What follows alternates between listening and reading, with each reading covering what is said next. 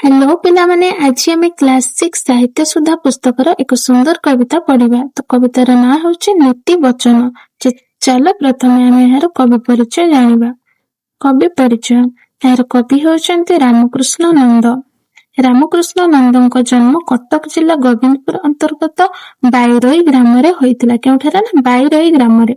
से जणे विशिष्ट शिशु साहित्यिक और पाठ्य पुस्तक रचयिता। आहे दयामय विश्वविहारी प्रार्थनाटी तांको द्वारा रचित। ଏହା ବ୍ୟତୀତ ପ୍ରତିଧ୍ୱନି, ସଂଗ୍ରାମ ସାଧନା, ବିଜ୍ଞାନ କୁହୁକ, ଜୀବନ ତରଙ୍ଗ, ସୁନା ପାହାଚ, ଝୁମୁକା ଆଦି ପୁସ୍ତକ ରଚନା କରିଥିଲେ। ଝୁମୁକା କବିତା ସଂକଳନ ପାଇଁ ସେ ଓଡ଼ିଶା ସାହିତ୍ୟ ଏକାଡେମୀ ପୁରସ୍କାର ପାଇଥିଲେ। ନୀତିବଚନ କବିତାଟି ଝୁମୁକା କବିତା ସଂକଳନରୁ ଆନିତ। ତ ପିଲାମାନେ ମନେ ରଖିବ ଏହା କେଉଁଠାରୁ ଆନିତ? ନୀତିବଚନ କବିତାଟି ନା ଝୁମୁକା କବିତା ସଂକଳନରୁ ଆନିତ। ତ ରାମକୃଷ୍ଣ ନନ୍ଦଙ୍କର ଜନ୍ମ ହୋଇଥିଲା 1906 ମସିହାରେ ଏବଂ ସେ ମୃତ୍ୟୁବରଣ କରିଥିଲେ 1994 ମସିହାରେ। ତ ଚାଲ ଆମେ କବିତାଟିକୁ ଆରମ୍ଭ କରିବା। ନୀତିବଚନ। ଯତ୍ନ ଅଧ୍ୟବସାୟ ଉଦ୍ୟମ ବଳେ ଅସାଧ୍ୟ ହୋଇପାରେ ସାଧ୍ୟ ଭୂତଳେ। ଯତ୍ନ ଅଧ୍ୟବସାୟ। ଅଧ୍ୟବସାୟ ଅର୍ଥ କଣ? ନା ଅଧ୍ୟବସାୟ ଅର୍ଥାତ୍ ଧୈର୍ଯ୍ୟର ସହ ପ୍ରୟାସ କରିବା ଅର୍ଥାତ୍ ଲାଗି ରହିବା। ଉଦ୍ୟମ ବଳେ, ଉଦ୍ୟମ ଅର୍ଥାତ୍ ପରିଶ୍ରମ ବା ଚେଷ୍ଟା ଦ୍ୱାରା। ଅସାଧ୍ୟ ହୋଇପାରେ ସାଧ୍ୟ ଭୂତଳେ। ଅସାଧ୍ୟ ଯାହା କରିବା ବହୁତ କଠିନ ହୋଇପାରେ ସାଧ୍ୟ ଭୂତଳେ। ସାଧ୍ୟ ହେଉଛି ଯାହା କରିହେବ ବା ଯାହା ସମ୍ଭବ ହେଇପାରିବ। ଭୂତଳେ ଅର୍ଥାତ୍ ପୃଥିବୀରେ। ତ କବି ଏହି ପଦ୍ୟରେ କହିଛନ୍ତି ଯେ ଏହି ପୃଥିବୀରେ କଠିନରୁ କଠିନ କାମ ମଧ୍ୟ ଯତ୍ନ ଅଧ୍ୟବସାୟ ଓ ପରିଶ୍ରମ ଦ୍ୱାରା ସମ୍ଭବ ହୋଇଥାଏ। ନିରନ୍ତର ପରିଶ୍ରମ ବା ଉଦ୍ୟମ କଲେ ପୃଥିବୀରେ କୌଣସି କାମ ଅସମ୍ଭବ ରହେ ନାହିଁ। ଗିରି ପାଷାଣ ଏଡେ କଠିନ ହୋଇ ଖୋଜିଲେ ତହୁଁ ପୁଣି ଜଳ ଝରଇ। ଗିରି ଅର୍ଥାତ୍ ପାହାଡ, ପାଷାଣ ହେଉଛି ପଥର।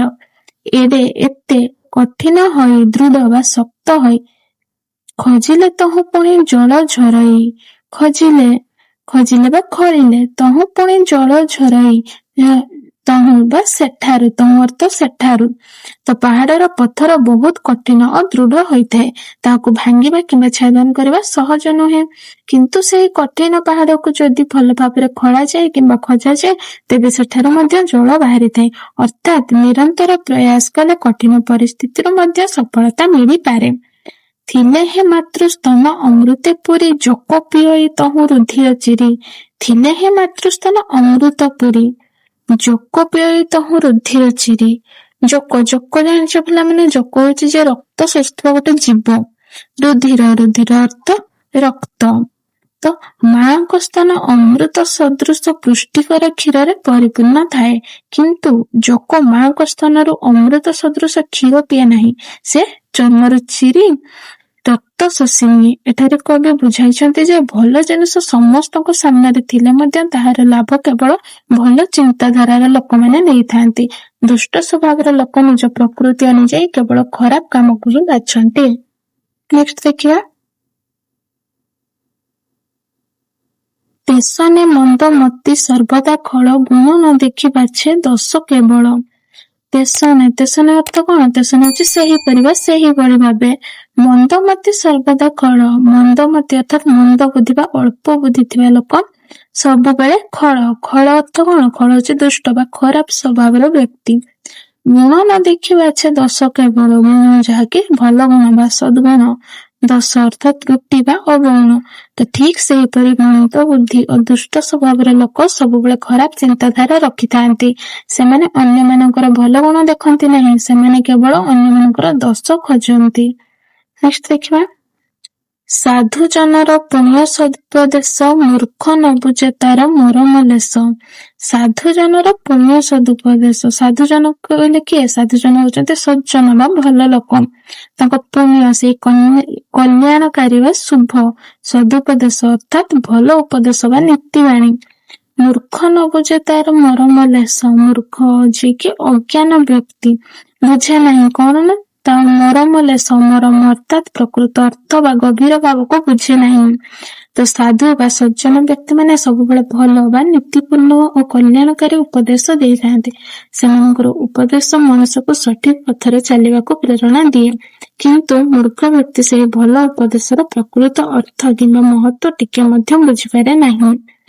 କମଳ ବାସ ଯଥା ସୁମନୋହର ଭେକ କି ବୁଝି କେବେ ସୁଗନ୍ଧ ତାର। କମଳ ଅର୍ଥ କଣ? କମଳ ହଉଛି ପଦ୍ମ ଫୁଲ। ବାସ ଅର୍ଥାତ୍ ସୁଗନ୍ଧ ବା ସୁବାସ। ସୁମନୋହର ଅର୍ଥାତ୍ ବହୁତ ସୁନ୍ଦର ଓ ମନକୁ ଆକର୍ଷିତ କରୁଥିବା। ତ ପଦ୍ମ ଫୁଲର ସୁଗନ୍ଧ ବହୁତ ମନୋରମ ଓ ଆକର୍ଷଣୀୟ ହୋଇଥାଏ। ତାହାର ସୁବାସ ବା ସୁଗନ୍ଧ ସମସ୍ତଙ୍କ ମନକୁ ମୋହିତ କରିଥାଏ। ତ ଏଠାରେ କଣ କୁହାଯାଇଛି ନା, ଭେକ କି ବୁଝି କେବେ ସୁଗନ୍ଧ ତାର। ଭେକ କହିଲେ କଣ? ଭେକ ହଉଛି ବେଙ୍ଗ। ତ ବେଙ୍ଗ ପଦ୍ମ ଫୁଲ ପାଖରେ ରହିଥାଏ, କିନ୍ତୁ ସେ କେବେ ତାହାର ସୁଗନ୍ଧର ଆନନ୍ଦ ବା ମହତ୍ଵ ବୁଝିପାରେ ନାହିଁ। ତ କବି ଏଠାରେ କଣ କହୁଛନ୍ତି ନା, କବି କହୁଛନ୍ତି ଯେ ବେଙ୍ଗ ପରି ମୂର୍ଖ ବ୍ୟକ୍ତି ମଧ୍ୟ ସାଧୁଜଣଙ୍କର ଭଲ ଉପଦେଶର ମହତ୍ଵ ବୁଝିପାରେ ନାହିଁ। ତ ନେକ୍ସଟ ଦେଖିବା, ପର ଅଧୀନ ହୋଇ ରହେ ଯେ ପ୍ରାଣୀ ଅସରନ୍ତି ଯାତନା ପାଏ ସେ ଜାଣି। ପର ଅଧୀନ ଅର୍ଥାତ୍ ପରାଧୀନ ବା ଅନ୍ୟର ନିୟନ୍ତ୍ରଣରେ ଯିଏ ଥାଏ। ଅସରନ୍ତି ଯାତନା ପାଏ ସେ ଜାଣି। ଅସରନ୍ତି ଅସଂଖ୍ୟ ବା ଅନେକ ଯାତନା, କଷ୍ଟ, ଯନ୍ତ୍ରଣା। ଯେଉଁ ବ୍ୟକ୍ତି ସବୁବେଳେ ଅନ୍ୟ ଉପରେ ନିର୍ଭର କରି ରହେ ସେ ସ୍ୱାଧୀନ ଭାବରେ ଜୀବନ ବିତାଇ ପାରେ ନାହିଁ। ସେହି ବ୍ୟକ୍ତି ଜୀବନରେ ଅନେକ କଷ୍ଟ ଓ ଯନ୍ତ୍ରଣା ଭୋଗ କରେ। ହାତୀ ପରାଏ ଜନ୍ତୁ ବନ୍ଧନେ ପଡ଼ି ଜୀବନେ ଡରିଥାଏ ଅଙ୍କୁଶ ବାଡ଼ି। ହାତୀ ପରାଏ ଜନ୍ତୁ ବନ୍ଧନେ ପଡ଼ି ଅର୍ଥାତ୍ ପରାଏ ଅର୍ଥ ପରି ବା ସଦୃଶ।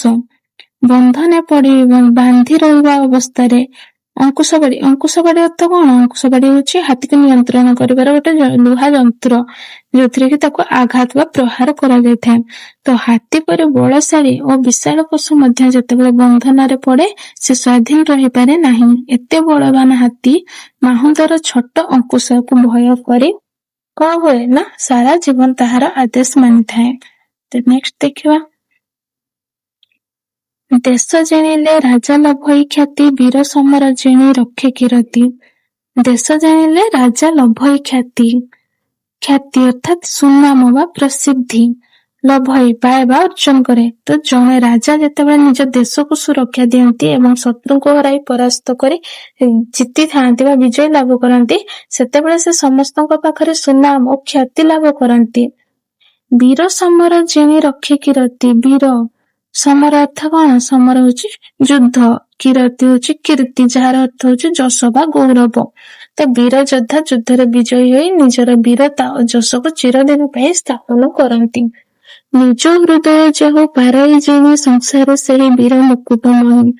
ନିଜ ହୃଦୟ ଅର୍ଥାତ୍ ମନ ବା ଅନ୍ତର, ଯେହୁ ପାରଇ ଜିଣି ଅର୍ଥାତ୍ ଜୟ କରି, ସଂସାର ସେହି ବୀର ମୁକୁଟମଣି। ସଂସାର କହିଲେ ପୃଥିବୀରେ ବା ଜଗତରେ, ସେହି ବୀର ମୁକୁଟମଣି। ବୀର ମୁକୁଟମଣି ଅର୍ଥ କଣ? ବୀର ମୁକୁଟମଣି ହେଉଛି ସର୍ବଶ୍ରେଷ୍ଠ ବୀର ବା ବୀରମାନଙ୍କ ମଧ୍ୟରେ ଶ୍ରେଷ୍ଠ। ଏଠାରେ କୁହାଯାଇଛି ଯେ ଯିଏ ନିଜ ମନ, ହୃଦୟ, ଇଚ୍ଛା ଏବଂ ଖରାପ ପ୍ରବୃତ୍ତିକୁ ନିୟନ୍ତ୍ରଣ କରିପାରେ ସେହି ବ୍ୟକ୍ତି ସଂସାରରେ ସର୍ବଶ୍ରେଷ୍ଠ ବୀର ବୋଲି ପରିଚିତ ହୁଅନ୍ତି।